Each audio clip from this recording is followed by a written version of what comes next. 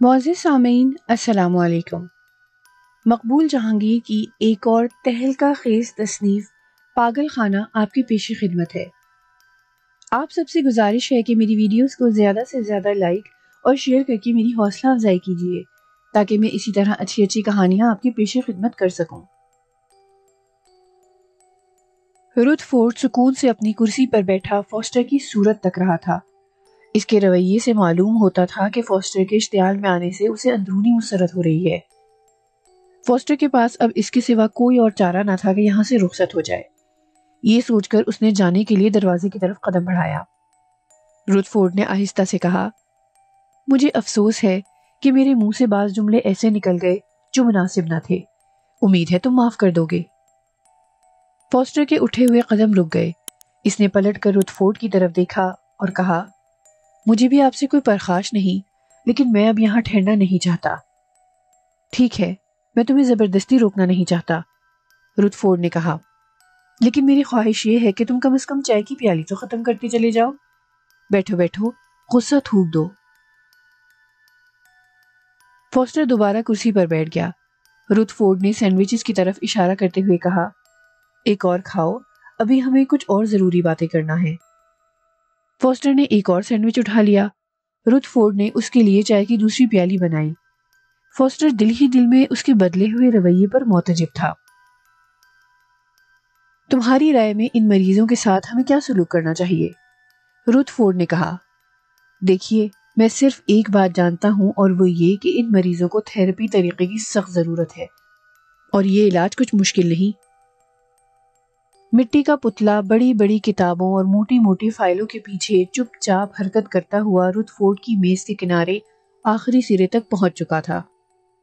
اب اس کے اور تیز دھار چمکیلی آری کے درمیان مشکل سے 2 فٹ کا فاصلہ ہوگا۔ ڈاکٹر رتھ فورڈ نے آری چمڑے کے کیس میں دوبارہ بند کر کے رکھنے کی بجائے یوں ہی ایک طرف رکھ دی تھی۔ گویا تمہیں یقین ہے کہ تھراپی کے ذریعے یہ خطرناک اور قاتل مریض ٹھیک ہو سکتے ہیں؟ رتھ فورڈ نے پوچھا۔ کوشش کرنے میں آخر حرج ہی کیا ہے؟ فوسٹر نے جواب دیا۔ اس کے علاوہ آپ انہیں ہر ممکن حد تک ذہنی اور جسمانی آزادی دیجیے۔ انہیں یہ مت بتائیے کہ وہ دماغی عدم توازن کا شکار ہو چکے ہیں۔ سیدھی سی بات ہے، اگر آپ ایک صحیح و دماغ شخص سے بار بار یہ کہتے رہیں کہ وہ پاگل ہو گیا ہے تو ایک نہ ایک لمحہ ایسا ضرور آئے گا جب وہ سچ مچ پاگل ہو جائے گا۔ ذہنی مریض اس بات سے بے حد چڑھتے ہیں کہ انہیں پاگل کہا یا سمجھا جائے یا ان کے ساتھ ایسا رویہ اختیار کیا جائے جس سے وہ یہ سمجھنے پر مجبور ہوں کہ وہ عام لوگوں کے ساتھ رہنے اور ان میں اٹھنے بیٹھنے کی صلاحیت سے محروم ہو چکے ہیں۔ یہ طرز عمل غلط بھی ہے اور خطرناک بھی۔ اسے بدلنے کی اشد ضرورت ہے۔ میں نے اوپر جن چند مریضوں سے گفتگو کی ہے، یقین فرمائیے ان میں ایک مریض بھی لا علاج نہیں۔ آپ انہیں جس قدر سہولتیں اور راحتیں فراہم کر سکتے ہیں وہ فراہم کیجیے، ان کا دماغی توازن اعتدال پر آ جائے گا۔ رتھ فورڈ نہایت غور سے فوسٹر کی تقریر سن رہا تھا۔ 1-2 مرتبہ اس کے ہونٹوں پر تبسم کی خفیف سی لکیر نمودار ہوئی۔ فوسٹر چپ ہوا تو وہ کہنے لگا، بے شک میں ان باتوں سے اتفاق کرتا ہوں اور تم نے محسوس کیا ہوگا کہ میں نے امکانی حد تک مریضوں کو آزادی دی ہے۔ مثال کے طور پر ڈاکٹر بائن کو دیکھیے۔ ڈاکٹر بائن غیر معمولی قوتوں اور خوبیوں کا آدمی ہے، فوسٹر نے کہا۔ ایسا حیرت انگیز آدمی میں نے ابھی تک کوئی اور نہیں دیکھا۔ اس کا ذہن ایک عجوبہ ہے۔ بدقسمتی یہ ہے کہ وہ عدم توازن کا شکار ہو گیا ہے، تاہم میں اس کی حالت سے مایوس نہیں ہوں۔ ڈاکٹر بائن محض پٹڑی سے اتر گیا ہے، اسے معمولی توجہ کے بعد پٹڑی پر لایا جا سکتا ہے۔ یقیناً وہ غیر معمولی دماغ رکھتا ہے، میں تسلیم کرتا ہوں، رتھ فورڈ نے کہا، لیکن اس کا ذہن خطرناک منصوبے بنا رہا ہے جسے روکنا ضروری ہے۔ مٹی کا پتلا آہستہ آہستہ آری کی طرف بڑھ رہا تھا اور پھر اس نے آری کا دستہ تھام کر احتیاط سے اٹھا لیا۔ آری اس کے وزن سے بھاری تھی۔ مٹی کا پتلا ایک مرتبہ لڑکھڑایا لیکن پھر فوراً ہی سنبھل گیا۔ اس نے اپنے دونوں ننھے منھے ہاتھوں میں آری مضبوطی سے تھام رکھی تھی۔ خطرناک منصوبے؟ فوسٹر کہہ رہا تھا۔ ڈاکٹر بائن کے خطرناک منصوبوں سے آپ کی کیا مراد ہے؟ وہی مٹی کے پتلے جن میں وہ جان ڈالنے کی کوشش کر رہا ہے، رتھ فورڈ نے کہا۔ فوسٹر ضبط کے باوجود ہنس دیا۔ دیکھیے، اس میں کوئی خطرناک منصوبہ نہیں ہے۔ میں نے خود بائن کے بنائے ہوئے پتلوں کو مسکراتے اور پلکیں جھپکاتے دیکھا ہے۔ یہ شعبدہ ایسا ہے کہ ذرا سی مشق کے بعد ہر شخص دکھا سکتا ہے۔ میں حیران ہوں کہ آپ ذہن اور نفسیات کا علم رکھنے کے باوجود اس سے بے خبر ہیں۔ واقعہ صرف اتنا ہے کہ ڈاکٹر بائن کے دماغ کی لہریں ان افراد کے دماغ کی لہروں پر حاوی ہو جاتی ہیں جنہیں وہ اپنے بنائے ہوئے مٹی کے پتلے دکھاتا ہے۔ ڈاکٹر بائن یہ چاہتا ہے کہ اس کے بنائے ہوئے پتلے دوسروں کو جاندار دکھائی دیں اور وہ انہیں جاندار دکھائی دینے لگتے ہیں، ورنہ حقیقت میں وہ بے جان ہی ہوتے ہیں۔ پہلے پہل میں خود بھی چکرایا تھا، لیکن جب سنجیدگی سے غور کیا تو بھید کھل گیا۔ مٹی کا پتلا تیز دھار آری دونوں ہاتھوں میں تلوار کی طرح سنبھالے اب میز سے اتر کر ٹرالی کے پہیے پر قدم رکھ چکا تھا اور نیچے اتر رہا تھا۔ رتھ فورڈ نے تیسرا سینڈوچ اٹھایا۔ بہرحال میں فیصلہ کر چکا ہوں کہ ڈاکٹر بائن کا آپریشن ضرور کروں گا اور اس کے ساتھ ساتھ مٹی کے تمام پتلے بھی توڑ دوں گا۔ آپریشن کا مشورہ میں نہیں دوں گا، البتہ پتلے توڑنے کا آپ کو اختیار حاصل ہے، فوسٹر نے کہا۔ رتھ فورڈ نے سینڈوچ دانت سے کاٹ کر چبانا شروع کیا۔ عین اسی لمحے فوسٹر نے دیکھا کہ ننھا سا مٹی کا پتلا رتھ فورڈ کی کرسی کے عین پیچھے نمودار ہوا۔ فوسٹر کو اپنی آنکھوں پر یقین نہیں آ رہا تھا۔ وہ بے حس و حرکت اپنی کرسی پر بیٹھا پلک جھپکائے بغیر اور منہ کھولے اس متحرک مٹی کے پتلے کو دیکھ رہا تھا۔ مان فوسٹر کی نگاہ چمکدار اور خنجر کی سی دھار رکھنے والی اس آری پر پڑی جسے پتلے نے دونوں ہاتھوں پر اٹھا رکھا تھا۔ ڈاکٹر رتھ فورڈ، خبردار! فوسٹر یکایک دہشت زدہ آواز میں چلایا، اپنی جان بچاؤ! لیکن فوسٹر نے پہلے ہی دیر کر دی تھی۔ ابھی یہ جملہ بمشکل اس کے ہونٹوں سے نکلا ہی تھا کہ پتلے نے آری فورڈ کی گدی میں گھونپ دی۔ رتھ فورڈ کے حلق سے ہلکی سی چیخ نکلی اور اس کا سر جھک کر میز پر رکھے لیمپ سے ٹکرایا اور سینڈوچ کا ادھ کھایا ٹکڑا اس کے ہاتھ سے چھوٹ گیا۔ اس کے ساتھ ہی چائے کی پیالی پھر سمیت لڑکتی ہوئی فرش پر گری اور دونوں چیزیں ریزہ ریزہ ہو گئیں۔ رتھ فورڈ کی گدی میں تیز دھار آری دستے تک اتر چکی تھی اور فوسٹر نے دیکھا کہ سرخ سرخ خون کا فوارہ اس کی کٹی ہوئی گردن سے ابل رہا ہے۔ رتھ فورڈ نے ہلکا سا جھٹکا کھایا جیسے گردن اٹھانے کی کوشش کر رہا ہو، مگر فوراً ہی جھٹکے سے لڑکتا ہوا فرش پر ڈھیر ہو گیا۔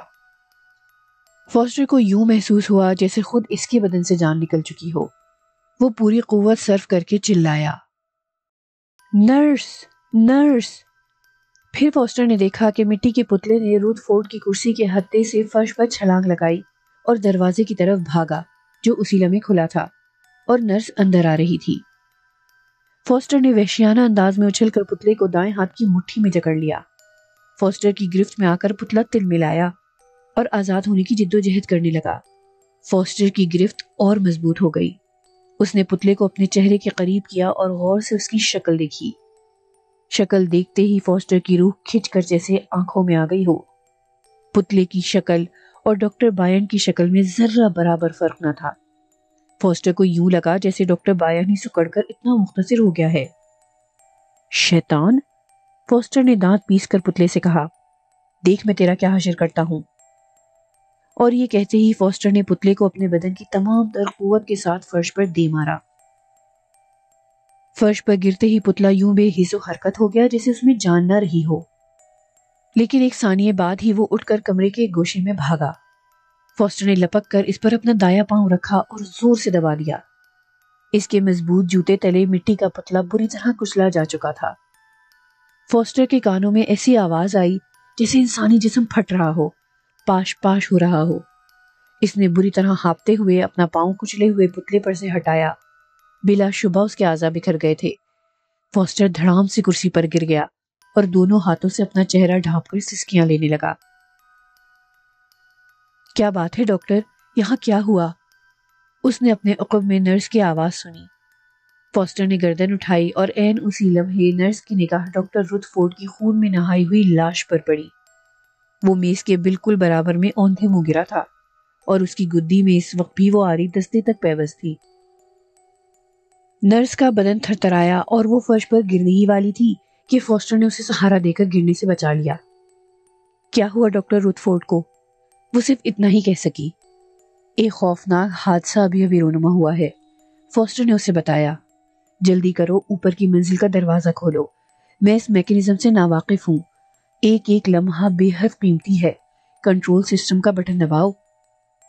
لیکن ڈاکٹر رتھ فورڈ، انہیں دیکھیے، شاید یہ ابھی زندہ ہوں، نرس نے کہا۔ نہیں، بہت دیر ہو چکی، وہ مر چکے ہیں، جلدی کرو، اوپر کا آہنی دروازہ کھولو نرس، ورنہ ہم سب اسی طرح مارے جائیں گے۔ فوسٹر چلایا، جیسا میں کہتا ہوں ویسا کرو، اوپر قاتلوں کی ایک فوج تیار ہو رہی ہے اور مجھے اس فوج کو ہر صورت میں تباہ کرنا ہے۔ نرس پہلے تو مبہوت ہو کر فوسٹر کی شکل دیکھتی رہی، پھر جیسے سب کچھ اس پر واضح ہو گیا، وہ ڈیسک کی طرف لپکی۔ بزر مسلسل بجاتی رہو، فوسٹر نے ہانپتے ہوئے کہا، اور دیوانوں کی طرح بھاگتا ہوا کمرے سے نکل کر اوپر جانے والی راہداری کی جانب مڑ گیا۔ ایک ایک دو دو سیڑھیاں پھلانگتا ہوا وہ اوپر جا رہا تھا۔ اب اس کے کانوں میں بزر کی آواز بھی آ رہی تھی۔ نرس نے فوسٹر کی ہدایت پر پورا عمل کیا تھا۔ سیڑھیاں ختم ہوئیں اور اوپر کی منزل کا پہلا برآمدہ طے کر کے وہ آہنی دروازے کے نزدیک پہنچ گیا۔ اس نے دیکھا کہ دروازہ کھلا ہوا ہے۔ دروازے کے اندر داخل ہوتے ہی فوسٹر نے تیزی سے اندر لگا ہوا وہی بٹن دبایا جسے وہ میکس کو دباتے ہوئے دیکھ چکا تھا۔ پھر اس نے مائکرو فون میں چیخ کر کہا، نرس، میں اوپر کی منزل میں داخل ہو چکا ہوں، اب تم دروازہ بند کر سکتی ہو۔ بزر کی گونجدار آواز یک لخت تھم گئی اور آہنی دروازہ آہستہ آہستہ بند ہو گیا۔ انٹرکام بند کر کے فوسٹر جو ہی مڑا، اس نے دیکھا کہ میکس اپنے کمرے کے باہر کھڑا حیرت سے اسے دیکھ رہا ہے۔ اس سے پہلے کہ میکس کچھ کہے، فوسٹر چلایا، میکس جلدی کرو، ڈاکٹر بائن، ہمیں فوراً ڈاکٹر بائن کو روکنا ہے۔ میکس کے چہرے پر حیرت کے ساتھ ساتھ خوف کے آثار بھی پھیل گئے۔ وہ دوڑتا ہوا فوسٹر کے پاس آیا اور اپنی جیب سے کنجیوں کا گچھا نکال لیا۔ خیر تو ہے، کیا ہوا؟ اس نے مضطرب لہجے میں فوسٹر سے پوچھا۔ خیر ہی تو نہیں ہے، فوسٹر نے راہداری میں دوڑتے ہوئے جواب دیا۔ ڈاکٹر بائن کے کمرے کا دروازہ کھولو، ایک ایک سیکنڈ قیمتی ہے میکس۔ وہ دونوں آگے پیچھے بائن کے کمرے کے قریب پہنچے۔ دروازہ باہر سے مقفل تھا۔ میکس نے تاخیر کیے بغیر قفل میں کنجی ڈالی اور دروازہ کھول دیا۔ پہلے فوسٹر اندر داخل ہوا، بعد ازاں میکس۔ فوسٹر نے اپنے عقب میں میکس کی آواز سنی۔ وہ کہہ رہا تھا، ابھی تھوڑی دیر پہلے ہی ڈاکٹر سویا ہے، وہ دیکھیے اپنے بستر پر پڑا سو رہا ہے۔ لیکن ڈاکٹر بائن سو نہیں رہا تھا، بلکہ مر چکا تھا، اور حیرت انگیز بات یہ تھی کہ اس کا جسم بری طرح کچلا ہوا نظر آتا تھا، جیسے کسی زبردست قوت نے اسے مسلنے کی کوشش کی ہو۔ بائن کی ہڈیاں اور پسلیاں ٹوٹی ہوئی تھیں، ٹانگیں باقی بدن سے تقریباً الگ ہو چکی تھیں اور ایک بازو ٹوٹ کر پرے جا گرا تھا۔ خدا کی پناہ، یہ میں کیا دیکھ رہا ہوں؟ میکس کے حلق سے گھٹی گھٹی آواز برآمد ہوئی۔ بائن کا یہ حشر کس نے کیا ہے؟ میں نے کیا ہے، میں نے، فوسٹر نے کہا۔ ہاں بے شک، وہ بائن ہی تو تھا جس پر میں نے اپنے پاؤں کا پورا دباؤ ڈالا تھا۔ میں نے اسے ہلاک کیا ہے۔ اگر میں ایسا نہ کرتا تو خدا ہی بہتر جانتا ہے کہ کیسی بھیانک بلا دنیا پر مسلط ہو جاتی۔ میکس، اسے میں نے مارا ہے، میں نے۔ آپ نے؟ میکس نے فوسٹر کو پکڑ کر جھنجھوڑ ڈالا۔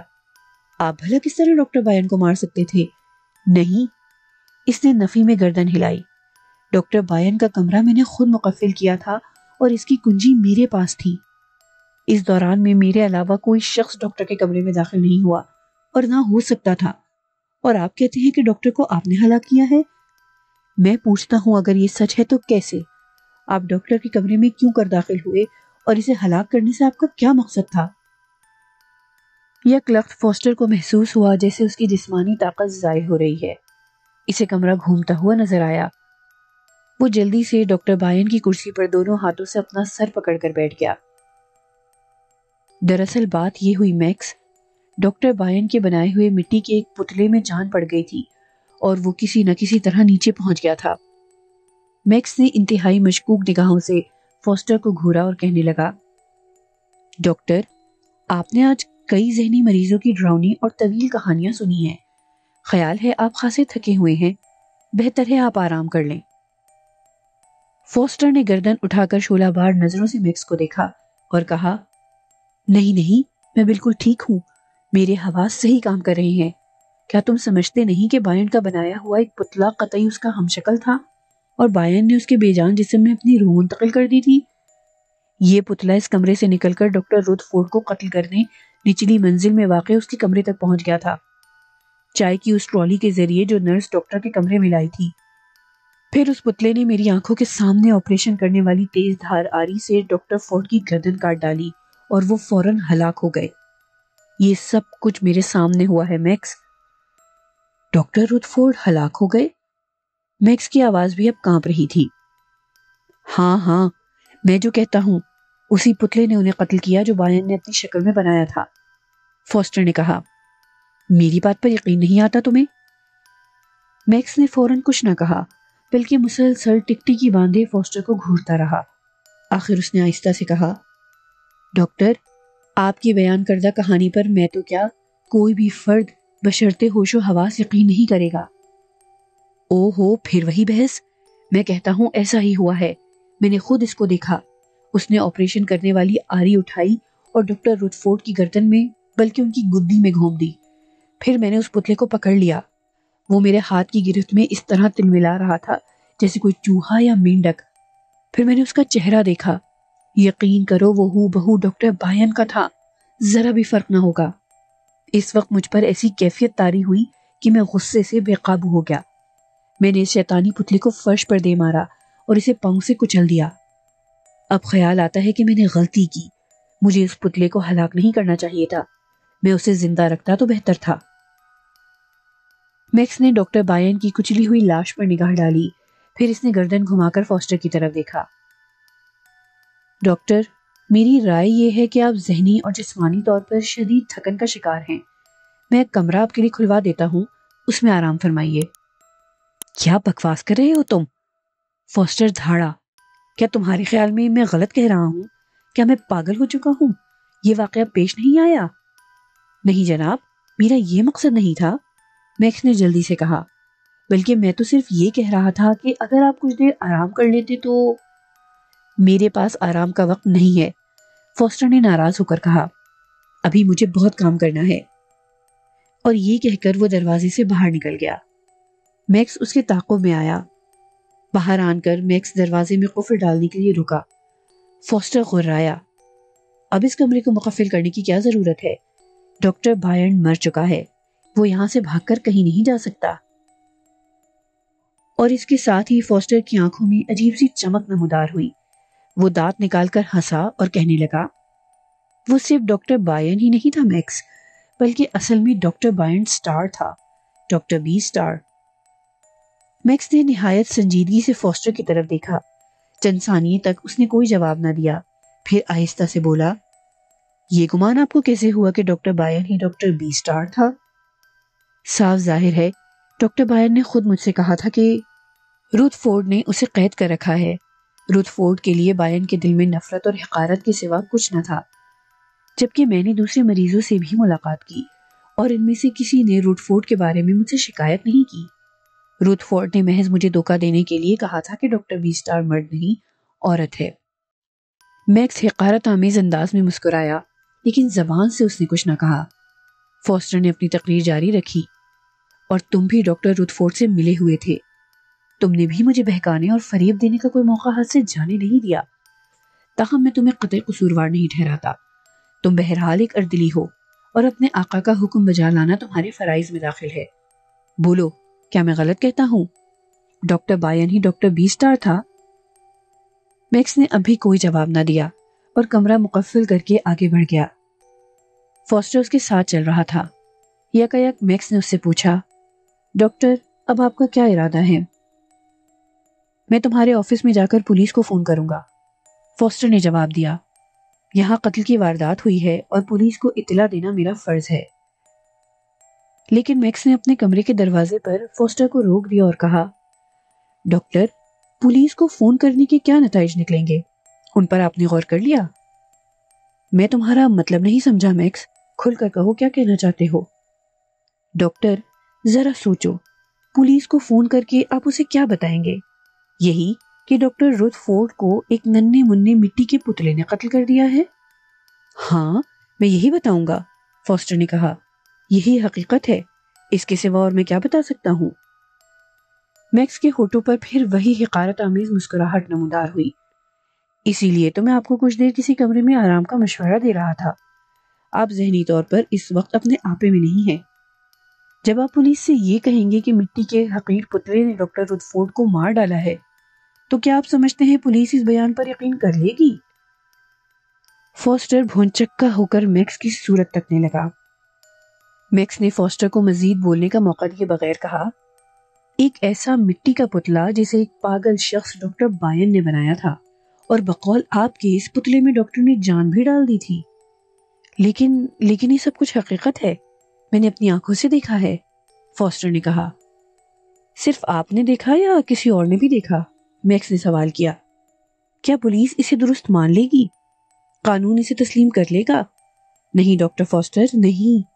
ایسا مضحکہ خیز بیان دے کر آپ اپنے بارے میں پولیس کو یہ تاثر دیں گے کہ آپ دماغی توازن سے محروم ہو چکے ہیں۔ بھلا مجھے بتائیے، کوئی صحیح الدماغ آدمی آپ کی اس کہانی پر یقین کر لے گا؟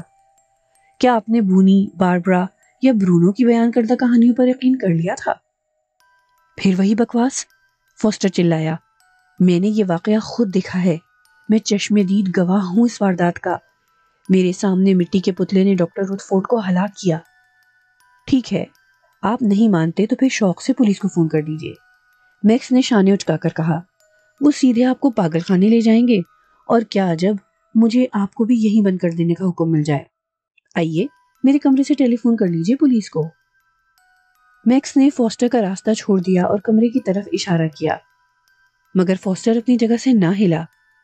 اسے احساس ہوا کہ میکس صحیح کہہ رہا ہے، فوسٹر کی بیان کردہ کہانی پر کوئی شخص یقین نہیں کرے گا۔ بھلا مٹی کا ایک چھوٹا سا پتلا ڈاکٹر رودفورڈ کو کیسے قتل کرے گا؟ یکا یک اسے پتلے کا خیال آیا جو ابھی تک کچلی ہوئی حالت میں وہیں ڈاکٹر رودفورڈ کے آفس میں فرش پر پڑا ہوگا۔ اس نے میکس سے کہا، وہ پتلا تو موجود ہے، میں اسے شہادت کے طور پر پیش کر سکتا ہوں۔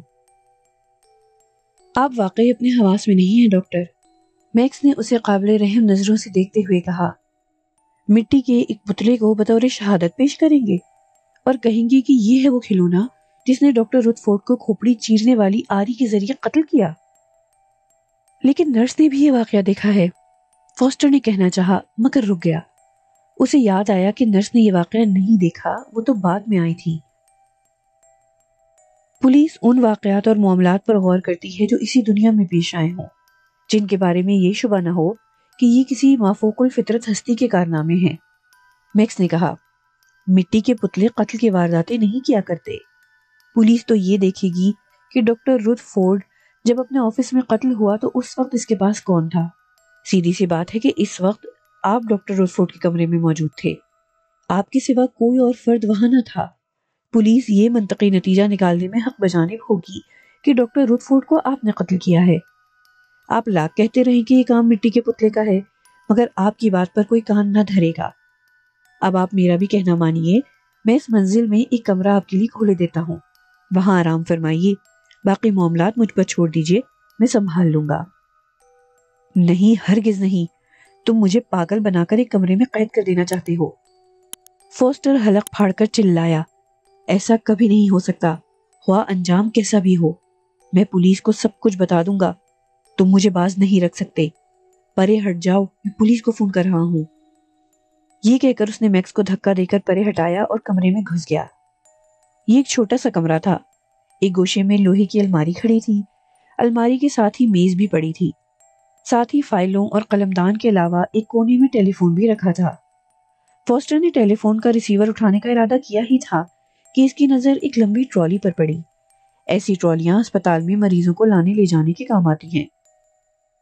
ٹرالی پر سفید چادر اوڑھے کوئی سو رہا تھا۔ فوسٹر نے حیرت سے ٹرالی پر سوئے ہوئے اس آدمی کو دیکھا، سر سے پاؤں تک اس نے چادر اوڑھ رکھی تھی۔ فوسٹر نے سوالیہ نظروں سے میکس کی طرف دیکھا۔ کون ہے یہ؟ میکس نے جواب میں دانت نکال دیے۔ فوسٹر نے ریسیور واپس کریڈل پر پٹخا اور بڑھ کر سفید چادر ہٹا دی۔ یہ ایک نوجوان کی لاش تھی، اس کا چہرہ زرد تھا۔ فوسٹر نے اندازہ کیا کہ اسے مرے ہوئے 24 گھنٹے گزر چکے ہیں۔ وہ بوکھلا کر پیچھے ہٹا۔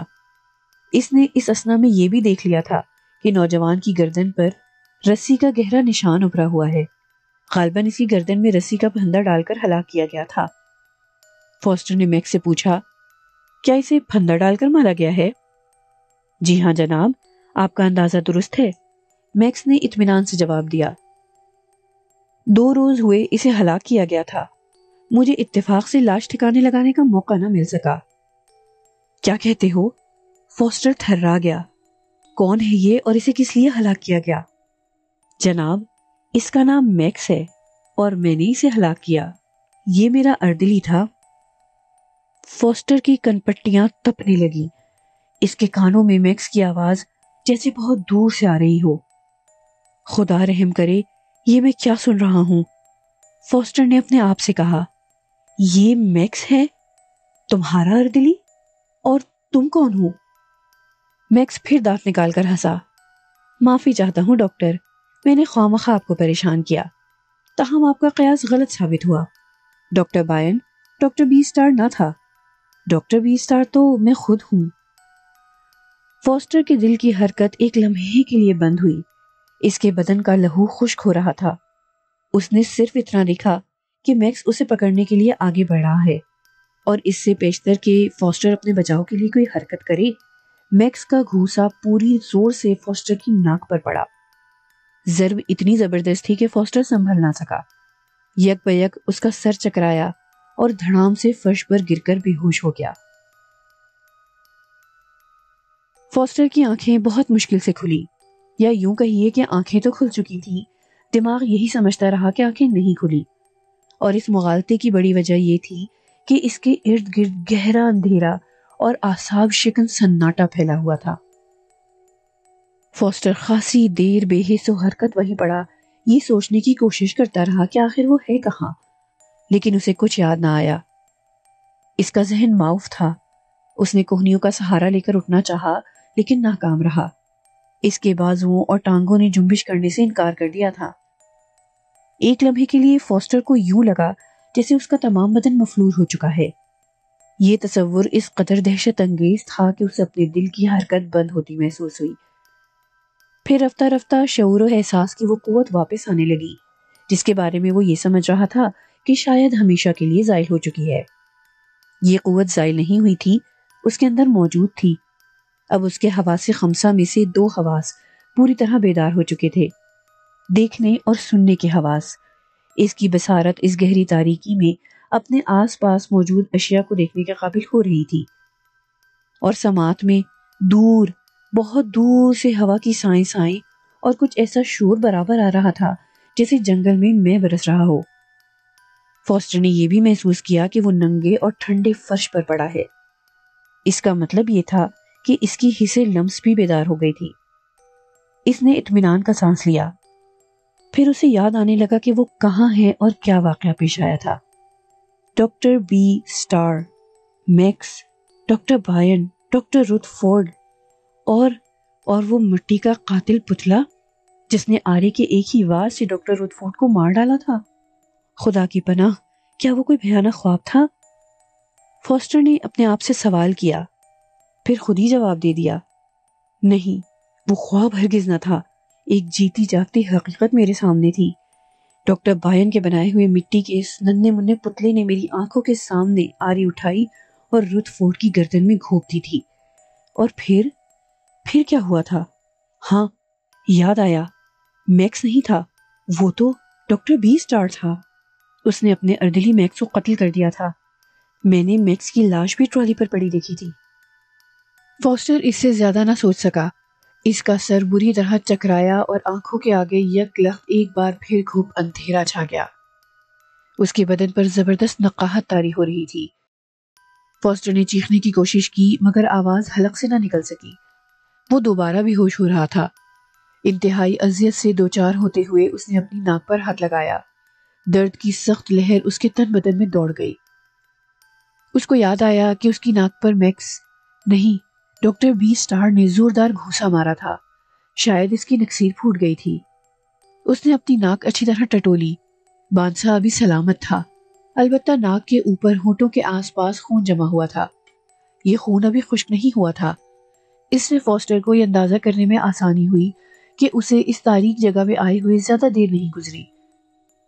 ہو سکتا ہے 2 یا 3 گھنٹے ہوئے ہوں یا اس سے کچھ زیادہ. باہر سے آنے والی بارش اور ہوا کی مدھم آوازوں سے یہ بھی پتہ چلتا تھا کہ بارش ابھی رکی نہیں اور یقیناً وہ اسی ہیبت ناک منحوس پاگل خانے کے اندر ہی کہیں قید کر دیا گیا ہے۔ اس احساس نے جیسے فوسٹر کو واقعی پاگل کر دیا۔ آخر کسی کو کیا حق ہے اسے یوں قید کر دینے کا؟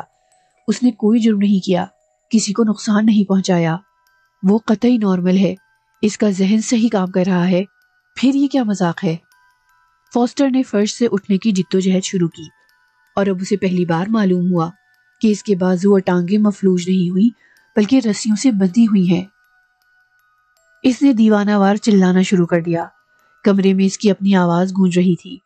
جس قدر وہ چیختا اتنی ہی شدت سے اس کی آواز دیواروں سے ٹکرا کر واپس آتی۔ ایک لحظے کے لیے وہ چپ ہوا اور سوچنے لگا، شاید اسے کسی تہخانے میں پھینک دیا گیا ہے، ورنہ آواز کی ایسی گونج عام سے کمرے میں پیدا نہیں ہو سکتی۔ ضرور یہی بات ہے۔ تاہم اس وقت یہ غور کرنے کا موقع نہ تھا کہ وہ تہخانے میں ہے یا کہیں اور۔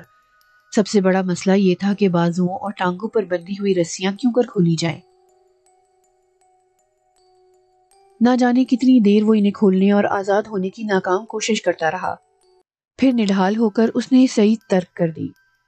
یہ تصور نہایت بھیانک تھا کہ اگر وہ اسی طرح بندھا پڑا رہا اور کوئی اس کی مدد کرنے نہ آیا تب کیا ہوگا؟ کیا وہ یہیں اسی حالت میں رگڑ رگڑ کر مر جائے گا؟ یہ موت کس قدر تکلیف دہ ہوگی؟ فوسٹر کا سر یک بارگی زور سے چکرایا اور وہ نیم بے ہوش سا ہو گیا۔ اس کی کمر کے نیچے فرش خاصا ٹھنڈا تھا اور یہ ٹھنڈ لہجہ بلہجہ اس کے رگوں پہ میں سرایت کرتی جا رہی تھی۔ آگے کیا ہوا یہ جاننے کے لیے انتظار کیجیے کہانی کے اگلے حصے کا۔ اس کے ساتھ ہی ساتھ ہمیں کمنٹس میں بتائیے کہ آپ کو ہماری نئی کہانی کیسی لگی۔